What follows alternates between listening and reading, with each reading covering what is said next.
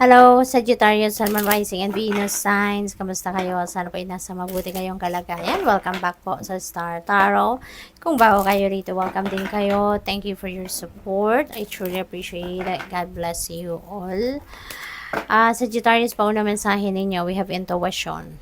Okay, so siguro sa ngayon your intuition will be on point, will be heightened, kaya importante na lagi kayo makikinig sa iyong intuition. Lagi kayo mag-tune in sa inyong intuition kasi for sure the divine universe is sending you guidance, sending you intuitive messages, sending you intuitive nudges, okay, na makakatulong sa inyo. Okay, kaya pakinggan ninyo ito. Give yourself time and space, para makapag-tune in kayo sa inyong intuition. Okay? So, what else? We have change. Wow. So, may magandang pagbabago na mangyayari sa buhay ninyo. Pero, you need to take action, di ba? Kung gusto ninyong mabago ang inyong sitwasyon, And, kailangan ninyo na mag-take action. Kailangan ninyong gumalaw. Kasi there will be no change if there's no movement. Diba? So, kung hindi kayo gagalaw, hindi kayo magte-take action, wala man din mangyayari. You will be stuck where you are. Kaya kahit nangangarap kayo ng pagbabago sa buhay ninyo, it's not gonna happen if you are not going to take action. Diba? Kaya napakahalagang reminder yan para sa iyo. So, tingnan natin kung ano ang inyong situation for the week. We have 9 of challenges. Wow. So, ang iba siguro sa inyo, takot. Maybe ang iba sa inyo, something is bothering you. Siguro merong sitwasyon rito na kinakatakutan kayo. Pwedeng nag-overthink kayo, pwedeng nag-overanalyze kayo rito, nag-overthink, kahit hindi naman dapat na problemahin, baka pinoproblema ninyo, kahit hindi naman siguro kailangang mag-worry, nag-worry kayo, yung ganun ba, Sagittarius? So, siguro, ungrounded din kayo, So, siguro, ang dami-dami negative energy na bumabalot sa inyo sa ngayon kasi maybe you are not grounded. Wala kayo siguro sa sarili ninyo. Ganun ba? Dahil sa dami siguro na iniisip ninyo, sa dami ng posibleng ginagawa ninyo. Kaya parang wala kayo sa focus. Hindi kayo nakakapag-concentrate sa mga dapat ninyong gawin. Kaya, ganon, nagmamanifest talaga. Kapag merong imbalance, sa buhay natin, nagmamanifest yan in various areas of life. Nagkakaroon tayo ng problema, nagkakaroon tayo ng mga ganito, mga unnecessary worry. So, feeling ko, this is unnecessary worry na meron kayo. Hindi naman siguro to problema pa, pero pinoproblema nyo na. Yung ganun ba, Sagittarius? So, tingnan natin kung ano yung focus ninyo for the week. We have Weaver of Bones. Ayan. Ito maganda. Dito kayo mag-focus, Rather than overthinking, i-transmute ninyo yan, negative energy na yan, into something positive para maging ganito kayo. Dito kayo mag-focus, magiging masaya kayo, magiging healthy kayo, you're going to look after yourself, you're going to look after your family, the welfare of the family, 'di ba? Yung ikakasaya ng inyong pamilya, focus kayo sa pagtatrabaho, pagpo-provide financially para sa pamilya. And at the same time, focus kayo doon sa pag-aalaga ng inyong sarili and at the same time, pag-aalaga din ng bawat miyembro ng inyong pamilya. Diba?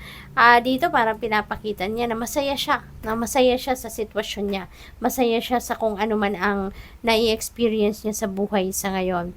Maaaring mahilig din siyang magtanim. Mahilig din, siguro ganun kayo, Sagittarius, mahilig din kayo magtanim, mahilig din kayong mag-alaga. 'Di ba? Hindi lang ng sarili ninyo, ng mga tao sa paligid ninyo, but also siguro mahilig din kayo mag-alaga ng mga halaman, 'di ba? Baka plantita at plantito din kayo. So pwedeng ganoon. Kaya high vibe, High vibe dapat kayo, Sagittarius, kapag ganoon. So maybe, baka mag-shift yung energy ninyo from that to this, So, ano yung expectation ninyo sa ngayon, makapagsimula muli, This is new beginning energy. So, maybe you are expecting to start a new life, to start a new, new chapter sa buhay ninyo sa ngayon. Siguro talaga, feeling ko, yung situation na ninyo na yan, you're going to transmute that into something positive, something more positive, no? Siguro talaga magsisimula muli kayo, no? Babangon na kayo from that, at magsisimula kayo ng maging optimistic, maging enthusiastic, maging positive, yung ganon. Kasi probably meron ding mga opportunities dito, no?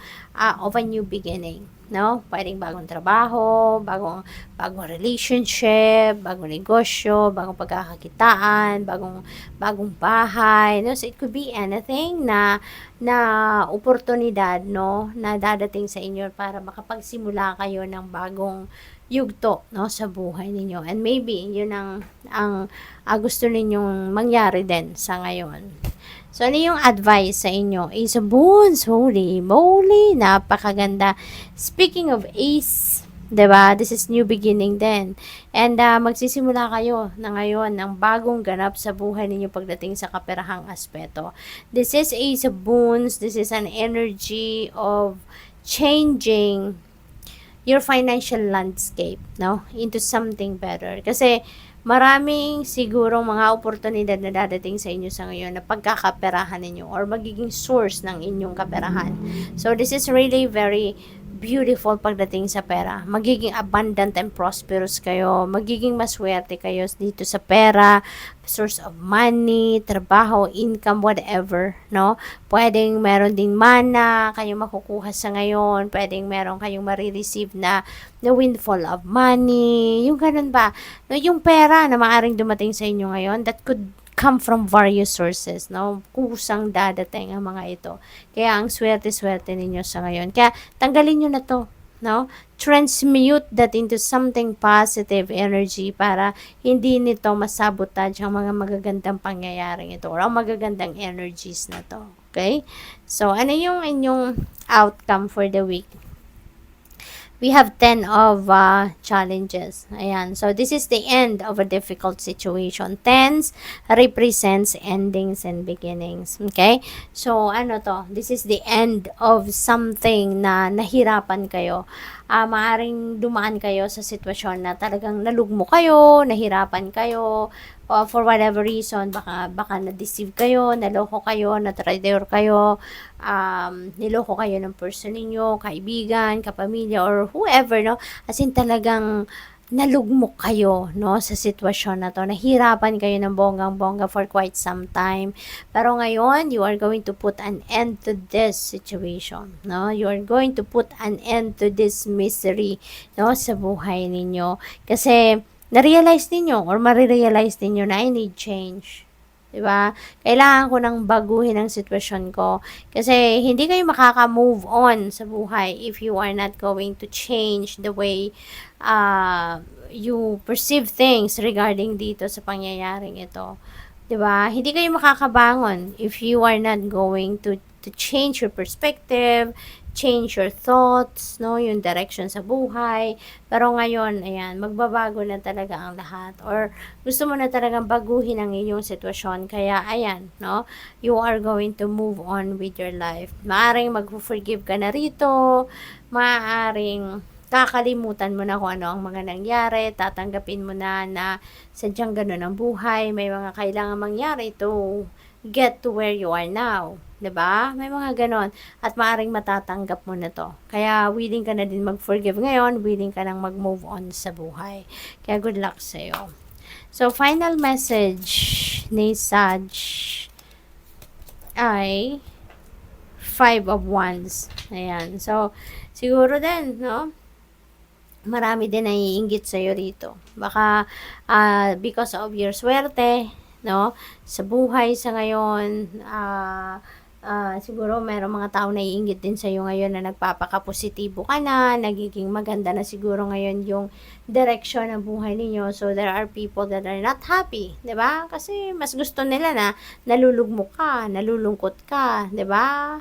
Out of inggit, no? But now that things are looking better for you, kaya maaari sigurong binubuli ka, pinag-uusapan ka, 'di ba? Maaring chinichismis ka nila, yung gano'n. Kaya pabayaan mo na lang ang mga 'to, 'no? Negativity is not going to attract positive situations. Kaya anong magandang gawin? Remove all negativity sa buhay ninyo, 'no? Kahit yung mga tao na naghahatid ng negative energy sa'yo, wag mo nang papasukin yan sa buhay mo kasi hindi mo kailangan ng negative energy sa buhay mo, no?